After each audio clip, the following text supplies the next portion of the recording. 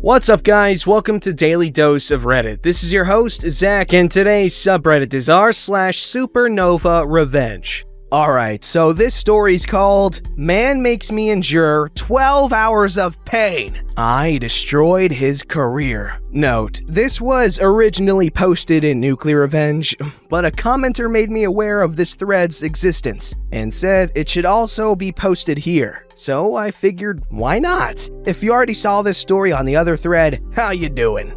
In my teens, I had to have numerous operations. Therefore, I always ended up at one particular hospital that specialized in my condition. Now, the hospital was high quality, with staff that was very caring and looked out for the patients they had. They gave you essentially the 5-star treatment. After all, they were charging our insurance an incredible amount of money, so that probably had something to do with it. But one particular operation I had, it all went to heck. It wasn't like this type of procedure wasn't something I had not done in the past. It was about the third time I needed to have it done. No pressure whatsoever. Essentially, it entailed breaking both your legs, placing rods into them to put them back into the proper place, so they would end up growing correctly. They would be in for about a few months to heal, and then they were taken out. During that time, I would have to turn small little handles to reposition my bones according to a pre-printed out schedule given to me by my doctor. It hurt like hell, but it was worth it in the end. Despite how often I had done it, it was still extremely painful, especially for the first few weeks after the procedure was done. Any vibrations would send shockwaves of pain throughout your entire body, regardless of how doped up you were on painkillers. So the doctors took extra care to ensure any trip back home was as smooth as possible. Literally. They all understood that without a jet back to your home city, for anyone more than 40 minutes away from the hospital, it was medically required that you travel back home in a med jet. Imagine every single bump you experience when driving for any period of time.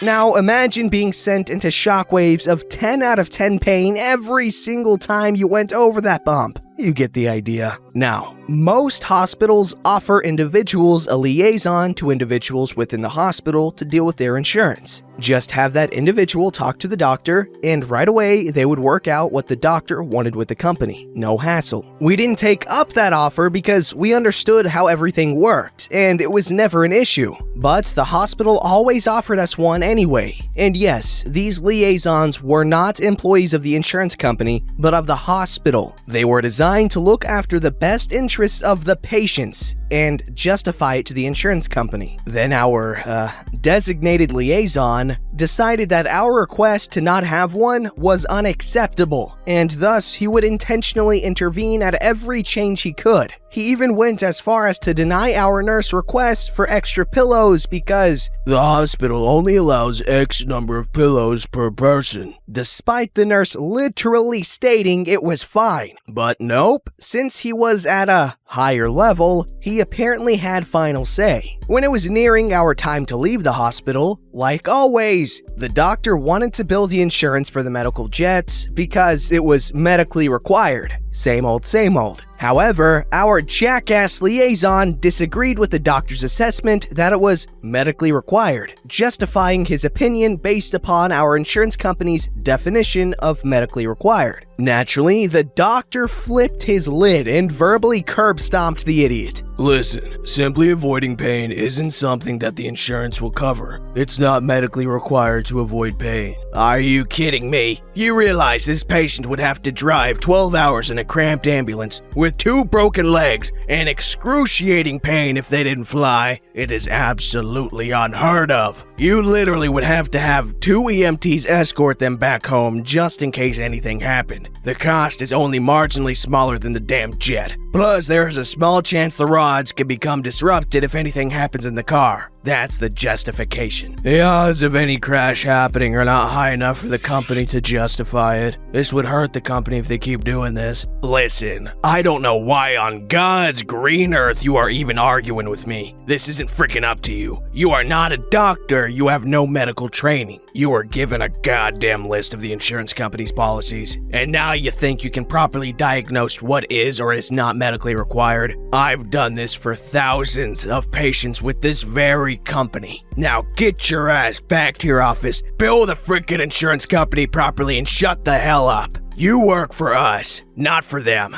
I was in earshot of this entire conversation. A week later, on the day of departure, we learned what happened when he went back to his office. He had called the insurance company and began going through the proper channels to get the jet approved. However, he began dropping small hints to the rep that, in his opinion, driving would also be fine. So, naturally, on the day before our departure, we got a call from the insurance company denying the request. I was furious. There wasn't time to appeal the decision. There wasn't anything any of us could do. Even my doctor was stuck because the liaison worked for a different department and he couldn't even fire the guy. He apologized time and time again and ensured the 12-hour ambulance ride would be as comfortable as possible, and even told the driver to keep me as medicated as possible to ensure it went well. Naturally, it did nothing, and it was the most hellish 12-hour experience of my life. I was screaming the entire 12 hours. The ambulance wasn't even outfitted with a bed. It only had some type of hammock type thing.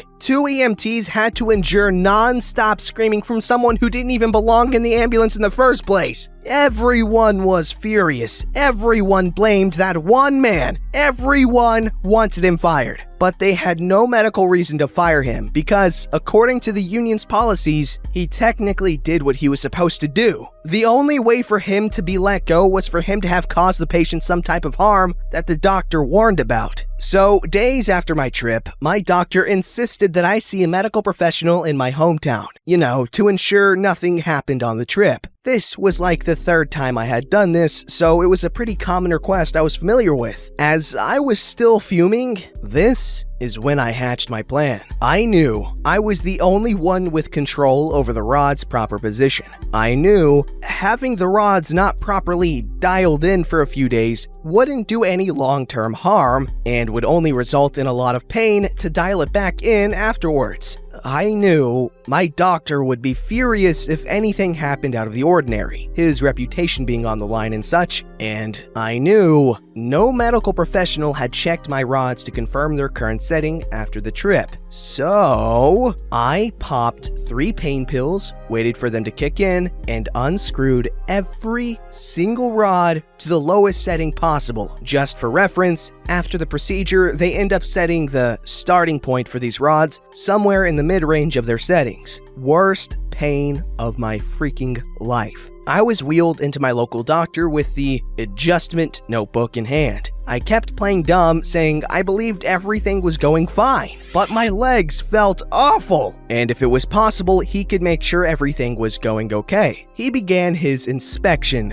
and his face went white when he realized where the screws were set. He asked me what setting they had been on when I left the hospital, and I told him. Again, he did not look happy. He told me that something must have happened on the trip, and he would need to properly adjust them back into place, and it would hurt like hell, but it needed to be done. The screaming at that appointment was, let's just say, disruptive. I didn't even have to fake it. It was genuinely one of the most painful things I have ever experienced in my life. My doctor was furious, as he was up to date on the entire liaison situation. He excused himself after the readjustments of the rods to the back room. I assume he thought I was out of earshot. He was wrong. He phoned my doctor out of state, and he had a few choice words for him. How could you freaking let this happen? Do you know how dangerous this could have been? If he had not gotten an appointment with me this fast, his freaking bones would have permanently grown in the wrong place, and he would need another surgery to fix his freaking mess. I don't know what kind of freaking operation you have over there, but there is 0 chance I will ever refer anyone in my clinic to you. Do you hear me? How hard is it to control your freaking insurance handlers? Fast forward to my operation to remove my rods, back in that specialist hospital out of state. The liaison was not just terminated. Oh no! The liaison got accused of intentionally trying to endanger the life of a patient plus lying to the insurance company, plus lying about a doctor's medical assessment for his own benefit. No idea where this last accusation came from. Maybe it was lodged as an additional justification to fire him? I don't quite know all the consequences for his actions. I only could muster up a few details from my doctor. From what my doctor described, the hospital put out a notice to every hospital in the state to not hire this man. Those hospitals apparently also sent out a notice to all the hospitals in their surrounding areas to not hire this man. This ended up resulting in a domino effect that barred him from working in almost every hospital in the country. I wanted him fired. I didn't plan on getting him blacklisted. Nevertheless, I was freaking giddy, especially after my doctor informed me there was no lasting damage for the mistake he caused. Fast forward about 4 years, and I hear through the grapevine that he ended up having to change professions because of the accusations. Ended up doing some waste management job or something. No idea if it's literal garbage man status or working in a waste management company in a desk job. Note, there are certain parts of my medical condition I had to leave out to stay anonymous, but it's extremely rare and extremely difficult to treat. Most of my doctors need to walk on eggshells to ensure I get properly treated. One of the main reasons my doctors are so passionate and concerned about my treatments. Okay, first of all, you really gotta admire the doctors getting so worked up over this guy. I don't have much experience with doctors other than temporarily going to school to become one, but I really hope that most, if not all, doctors are at least somewhat passionate, like to this level at least. But holy crap, I can't imagine the pain. Bones can cause a lot of pain, and as far as I know, they can't really numb your bones to help with that. And there are so many nerves in your bones. That just sounds horrible, having metal rods through your leg bones. The vibrations, man. Holy crap. And that liaison dude, what a piece of crap. He doesn't even deserve a waste management job, okay? Not saying that they're bad or anything. They make some good money. He needs his legs broken. This story's called Bully Kids for Being Gay? Time to put you in their shoes. In my school, during the time I was there was a lot of social stigma with being a homosexual within a school environment. No one ever came out publicly due to the amount of bullying and general assery that would follow, so it was a closed shop. I'm personally straight, a victim of bullying for reasons that aren't related to my sexuality, but a victim of bullying nonetheless. I knew I wasn't able to really stop this on my own, so I just moved on and tried to make their lives better through things like programming clubs. I'm well versed in my knowledge of programming languages. During my 3rd year there, I remember there was a particular little heifer whom I will brand Dip for this story, and he was relentless. His parents were strict Christians, but not in the sense of love and peace, more like hate and repent for things out of your control. They would let him get away with bullying the LGBT kids due to the fact that those cigarettes deserve it for going against God. The school would try everything to prevent him, and in their defense, they did suspend him for a few days. But after the crap storm his parents kicked up for this incident, he was acquitted almost every single time after this. One particular incident caught my eye, when he cornered a kid who was rumored to be gay without having even been confirmed and beat the crap out of him, calling him a bundle of sticks intended for burning as fuel and telling him to repent, more so sarcastically, not in a serious sense. I don't remember the details of this case, but I'm fairly certain nothing came of it, due to the lack of evidence, but the victim was scarred. I know this because he attempted to swallow a bottle of pills due to his desperation to escape the pain. Frankly, I'd had enough. I began to work on a particular program, which was my first remote access torrent, allowing me to transfer files between computers as well as run commands in admin on their PCs. This was in the before times before people were big on e-safety, which essentially gave me full control. I sent them these remote access torrents in various forms through disposable emails so they'd have no idea it was me. I then began my planning.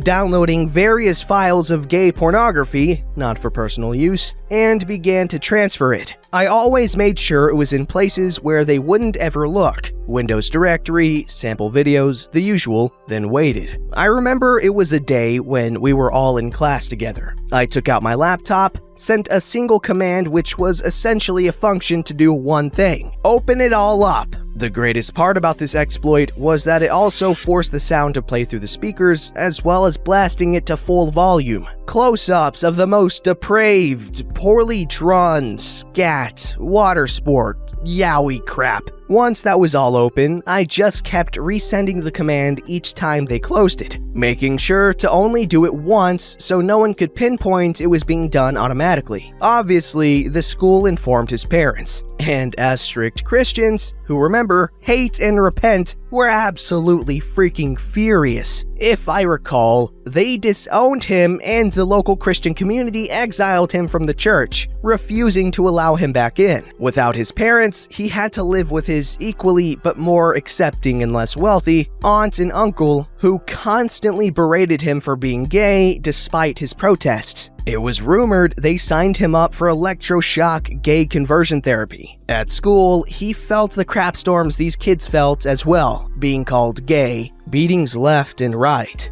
Due to this, he didn't pass any of his exams and, as such, was stuck at a dead-end job for 2 years of his life. Due to the events in his life up until that point, he took up alcohol as a suppressant for the pain, and as such, was swiftly fired from his job for his ethanol-induced escapades. I'm not very sure where he is now, but I know that wherever he goes, he won't bully anyone ever again. And that is the branding I was looking for. Edit. Most people think I went too far. My intention wasn't really to punish him, more so to show him what it was like. Whether or not that lasted to this day, I don't know. But never saw him bully anyone ever again. Wow, I honestly... That's Supernova, alright. Okay, first, obviously, bullying anyone at any capacity is scummy and you're a bad person if you do that. That being said, I don't know what to say, because a lot of kids that are bullies because their home life is horrible. And as we can all see, his parents were very horrible people, and... I don't know. Well, that's what this subreddit's for. SupernovaRevenge. I just can't help but think he could have redeemed himself, and I don't know. Boy, that was intense. Okay, so this revenge is very swift. It's called Psychopathic Bully Gets His Head Crushed In by One of His Victims. This story is from my grandfather and takes place sometime around 1942 in a small town in Idaho. His memory is bad and so is mine, so take most details with a grain of salt. My grandpa was always a tough person, even when he was a child. A bit of a butthole even, but this was the 40s and people were different back then. He was also a small child, and that attracted a lot of bullies. There was one bully, however, who was worse than most. His brothers would usually back him up, but this kid came along after his older brothers moved to a different school and left him with his younger siblings. This was the 1940s, so the bully got away with absolutely psychopathic levels of beatings, and he would sometimes involve friends to beat him in a gang. Great-grandfather would not do anything, and he told him to be a man. So he did. One day, Grandpa hid behind the counter of a building where he knew the bully passed every single day. When the butthole stepped past the corner, Grandpa swung a brick at his head as hard as he could. The kid's skull caved in and he hit the ground. Grandpa described it as being like an ashtray. Grandpa can't remember if he died or just had severe brain damage, but nobody messed with Grandpa after that. Oh boy, I don't know what to say to this. That's hardcore. Supernova indeed. Jeez. Don't forget to like, subscribe, and hit that bell to never miss an episode.